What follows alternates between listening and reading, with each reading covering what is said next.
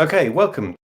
LinkedIn Live with me, Tony Reeves from Ding Learning, and Marisa Knowles from People Untapped. Marisa, thank you very much for joining us today. Pleasure. Fabulous. Okay, so thank you to all of us. If you're joining us on LinkedIn on the chat, then a huge welcome to you all. Please do use the comments, join in with the chat, and I hope you find this event useful. The focus of today's conversation is designing learning to fit the company culture. Now, very briefly, my background is in learning design, so I'm used to building programs of learning, but Marisa Knowles at People Untapped has got a huge amount of experience of working in learning development with a range of clients, and has got a huge amount of experience of working within different cultures. And so we thought it'd be useful to run a session about how you might start to marry these two worlds. When you're designing learning, how do you think about and anticipate the needs of the company culture that you're working within? Okay, so I hope you enjoy this session. As I say, please do share your comments in the chat. We'll just start off, while we're getting started, please do just tell us whereabouts in the world you are. If you're watching, then we'd love to know, just to know the chat's working. So pop your messages in the chat, and we look forward to seeing whereabouts in the world you are. So thank you very much for joining us. And if you're watching the recording, I hope you enjoy it too. So Marisa, welcome to this session on designing through the lens of L&D's culture and values, and not just providing off-the-shelf learning. So let's get into it. First and foremost, why is it important to design learning experiences using the lens of a company cultures and values, in your opinion? Oh, so there's so many good reasons. I think for me, your culture lives and breathes through everything you do. And if you don't marry up your learning culture with your company culture, you've got a massive missed opportunity. So a couple of key things for me. So you've got to start right at the beginning. So as soon as you've got a learning concept, you need to think about, okay, is this right for my culture? How do my values show up? Is this aligned to where the culture's trying to go? Because quite often you'll have a current culture, but you have a cultural aspiration, and learning's a great vehicle to take you on that journey. So it's a huge missed opportunity if you don't. If you don't align them, you've got a massive disconnect in terms of reinforcing your organization's identity. So if you rock up to a training program and they're not talking your language, they're not using your acronyms, you can't see the values in play, then you've automatically going to have a less engagement in the session, because people don't feel like they're walking into their company's learning. It's just that, oh, I've turned up for a tick box exercise potentially. Relevance of content. So if you have true off the shelf, and I think, Tony, with learning design, we all have our Lego bricks and our models that work, but they've got to be contextualized. So if you have a feedback model, but you're trying to deliver it without the context of the feedback environment for that business, then that's not going to work, or you're going to get limited learning transfer and limited effectiveness and efficiency. So yeah, those are a few things. The other one that springs to mind is decision making. So if you are working with leaders and managers specifically, and you don't take time to talk through the culture lens, then you miss the opportunity to align decision making, drive consistency, drive ethical, moral and values-led decisions for being fostered as a leadership behaviour. Yeah, no, that makes a lot of sense, and that really sort of starts to get into the why it's important. And yeah, I think many people have obviously had that experience of where you go into an organization either as an employee or as a training provider, and suddenly you're faced with acronyms and things that you don't understand, and language. But actually, if that training is going to work within that culture, then it needs to make sense to the people and not feel like it's just been something that's parachuted in from the outside. So how do you approach that then? So when you, let's say you take on a new client, how do you start to build an understanding, I suppose, quite quickly of the existing culture and values so that you can start designing into it? Yeah, so I mean, it's kind of part of our DNA at People Untapped. So we are a bit obsessed around learning transfer. And one of the key levers is making sure that whatever you do is in pursuit of pulling the cultural lever for the client. Number one, you've got to make sure that the person that you're going to work with on the client side is aligned in terms of your values and deeply believes that this is work that's valuable to do. So we have turned around with clients and said, actually, if these building blocks aren't in place, then you're missing an opportunity. But actually, we might not be the right provider for you because we're not a once and done organization. It's important to us that whatever we do does have meaningful impact on the learning experience of the learner, but also connected to the company performance. So you've got to get aligned up front with whoever you're working with. I think the other things that we do are just ask the right questions. You've got to make sure that you not only understand the current culture, but the aspirational culture. And really important, you've got to get under the skin of what's the learning culture. So how can you design with their culture in mind if you don't know how their teams learn? So, and what does that look like? I mean, how do you find out how their teams learn? Where do you start? Have you got like a fairly, not a standard set of questions, but do you go in and go, right, we need to talk to these people and we need to ask these questions before we go any further? yeah, I mean, you can do a fair amount of desk research and sort of behind the scenes research with the L&D community or the leader or the manager who's sort of requesting the learning to be designed. The dream is that you're given access to observe them in the learning space, that you build a trusted relationship so that you can have difficult conversations about what's really landing for you, what's not. I think we have growing trends, don't we, in bite-sized learning and e-learning. So really sort of creating a partnership, we can say, well, show us the data, show us what's working, show us how it's impacting, and then we can piggyback on what's working for you and we can design around what's not. And you can also, from an outside perspective, you can often look at someone's organization and just add insights that you can't see from within. So when you're in an organization and in a system, you see it differently to when you're outside the system. So being able to sort of share those observations can really help with the design process. Thank you. That's super helpful. And I think then so that brings us nicely into the next question. And I'm going to put this out to everyone watching as well, which is what barriers do you face when designing training for a business? So before we move on, just say to everyone watching, if you'd like to share the barriers that you face when you're designing training for a business, then please do share them in the chat, because we'd love to bring them into the discussion, and then we'll move on to unpacking this a little bit. We've got a question from Penelope there in the chat, which is, as an external supplier, how can you learn a company's culture in a short amount of time, which I guess you have to do all the time when you go in with a new client? So what's your advice on that, Marisa? How do you apprehend it as quickly as possible? So number one, be really transparent that that's your intention up front. So you go in and say, we want to deeply immerse ourselves. I'm known to don, all sorts of strange suits and wander around manufacturing sites, ask for access. Can you watch, observe a leadership team meeting? Can you just go and sit in the office and absorb it for a day? And then you would have a standard set of questions that you want to ask, almost coaching questions to help people share with you their views and opinions on their culture. Focus groups, one-to-one interviews with key opinion leaders, not just the people who are champions, but also the naysayers. So just try and observe the business from as many angles as possible. And then make sure you hold up the mirror and play that back so that you can test it, because what you observe might not be the reality. So just invest the time, get commitment from the client to let you in to observe, not just be told. That's super useful, because like you're saying, and you were doing a webinar earlier today, and you started to look at some of these ideas of how do you get engagement from key stakeholders.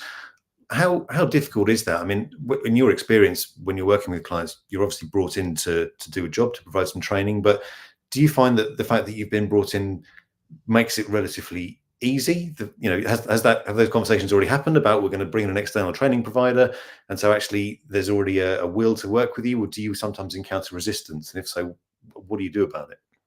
Oh, yeah, everything on that scale. So sometimes it depends on the company culture, learning culture. So are they bringing you in to tick a box, or do they have a problem they're trying to solve? Do they even know what the problem is they're trying to solve, or can you help them with that first? And then those who really do bring you in with that true intention, that's where the journey is smooth. But there's lots of barriers in the way, right? So you have capacity constraints to actually help you do that work, and for them to have capacity to provide you access to focus groups, budget constraints, those kind of things. So very difficult. With the culture lens on again, sometimes there isn't a cohesive culture. Often less so in the big corporates, but if you're in SME, startup, scale up, the culture is emerging. So often you're trying to help them grapple with culture at the same time as work out how the learning needs to fit with their culture.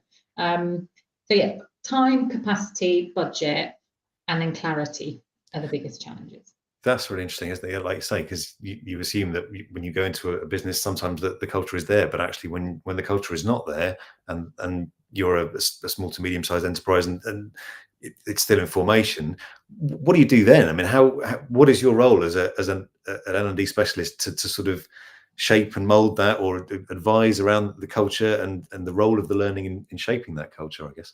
So I think, again, it's about truth and honesty. So you have to hold up the mirror to what you observe. You're not being brought in to do a piece of culture work.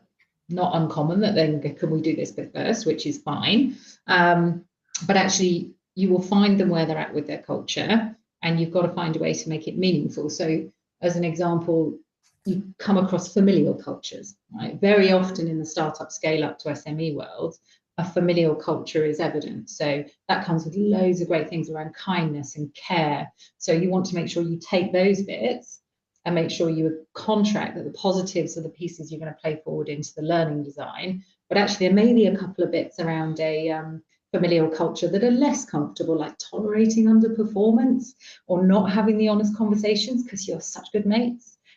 Those are the bits you want to try and design out of the learning. So you would create transfer activities, stuff in the room that helps them address some of those cultural pieces that are trying to course correct on. So it's still useful, even if some of the culture is what you want, some's not what you don't want. You just use those two lenses then to design the right work.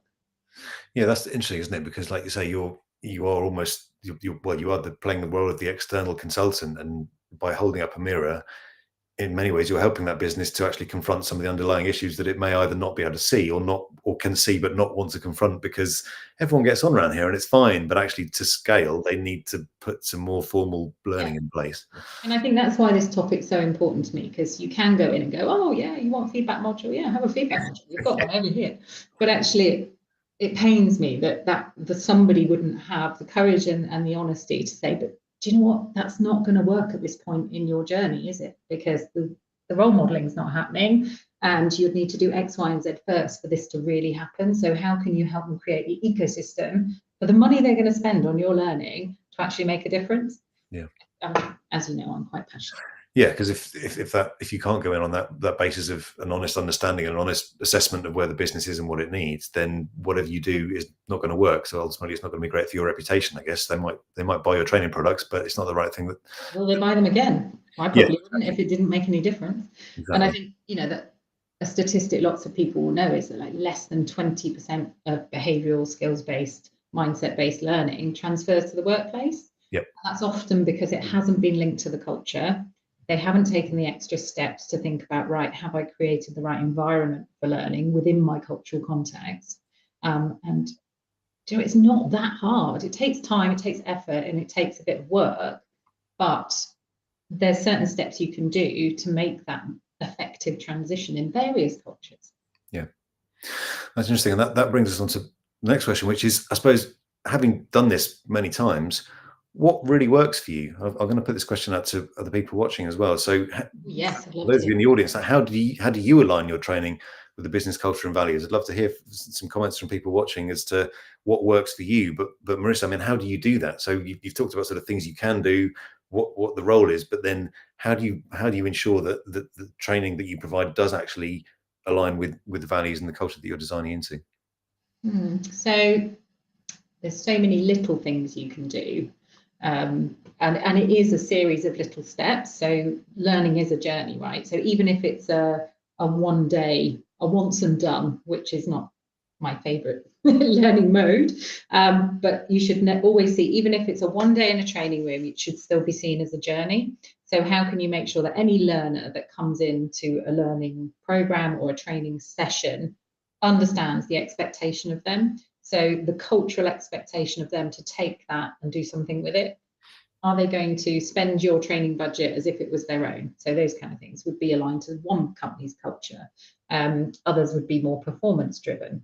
But I mean, there's a few tips and tricks. The number one for me is making sure that the learning is aligned and sponsored by the senior leadership team. So how do you design it with the culture in mind, but then make sure that you're getting visible role modeling and sponsoring of the behaviors that you're trying to push through any learning intervention. Otherwise, it kind of just doesn't quite be, the smile doesn't meet the eyes, you know what I mean, in terms of what you're trying to do as an organization. You've got to get serious about it up front. So you need to plan culturally aligned transfer activities, similar to what I was mentioning with the familial culture. How do you know what the value is that you're trying to dial up, or the cultural principle that you're trying to work towards? And then make sure right up front your comms reference it. you get in touch with the line leaders and make sure they're on board with why this is important, because there should be a red thread between any learning, what the business is trying to achieve, and how it's going to impact profitability and performance. So make sure that the narrative and the red thread is there in terms of performance. And then make it social, I think, is the other one. I see people miss the trick of making learning social. We are humans, we like connection, and actually bringing people together to talk about topics that are culturally aligned, values aligned, and about the learning topic, whatever it is, will really engage your teams. It will really embed the learning, just make it a much more effective process. Yeah, it's amazing how easy it is to overlook that. I think it's easy to generalize as well with, a lot of online learning and training just misses that social part. And actually often a well-curated, well-run 1 hour seminar, whether in person or online, will deliver much more value in terms of learning than, a very expensive e-learning course that you're going to put all your people through, but actually it's not going to change anything. So you're right, tapping into that sort of the social understanding, joining people up across the business as well in terms of what does this mean to you in your context? Like if we do this, if we learn this thing together, what is it, or how do you put it into practice in your area? How does that change for me? And how does that then deliver the objectives? So yeah, I can exactly right. And if you think again with a cultural lens on, so if you have a formal culture, you may need to orchestrate some of that, and it may need to have a structure and a process. If you have a really informal culture, you find my phone's full of WhatsApp groups where learners are still connecting and they're pulling me in and all that kind of stuff. So again, the social mechanism needs to be designed with the culture in mind. Yes, that's a good point. When in learning design, we talk a lot about accountability, but in a positive way in terms of what's going to make people actually want to engage before the session, during the session, and after the session. What's going to make them want to care enough to keep showing up and then talk with people to put that learning into practice. So yeah, designing that sort of accountability in what's going to make people care about it is really important in terms of sustaining that engagement and that ensuring that learning actually gets embedded through into the business. You mentioned a little bit about not wanting to go in and do a single session, but I mean, do you try and advocate against that? Because sometimes you're brought in to just do a workshop, and it's like, how much can you realistically change things in a 1 hour workshop? Do you always advocate for a sort of a longer program? It depends on the need and the budget and the client's context. So we do a lot of sort of 3 hour masterclasses or 2 hour one topic events, but we'll always still invest in the relationship to create the ecosystem around that 2.5 hours of someone's life to make sure that they have every opportunity to transfer it outside the room. So a pre-read, I mean, these are simple things to do, right? So engaging comms where they can see their company's culture and values and the why. Why is this important to us? Not you must go on a feedback course. It's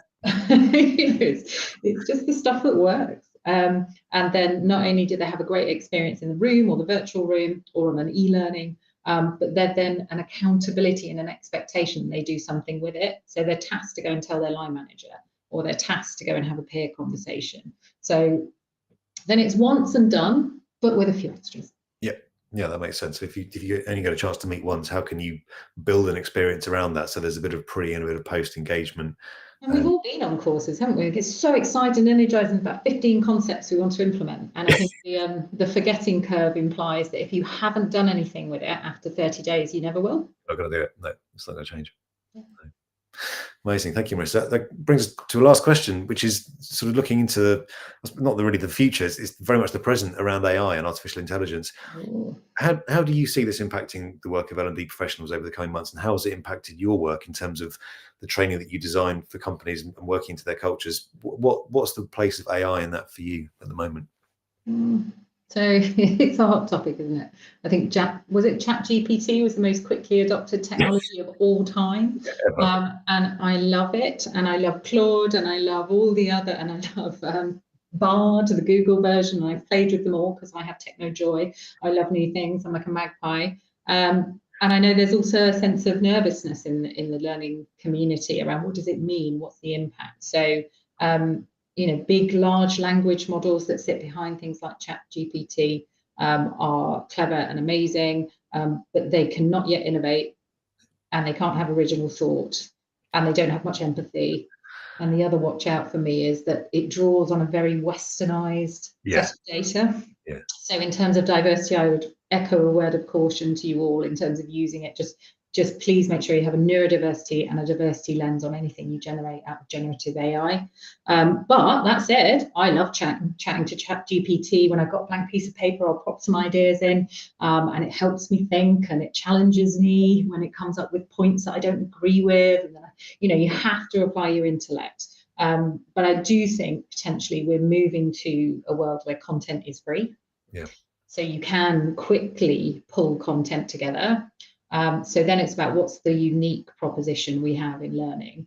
And it is about the experience. So anyone, including ChatGPT, can write a good framework for a feedback module, which I keep referring to.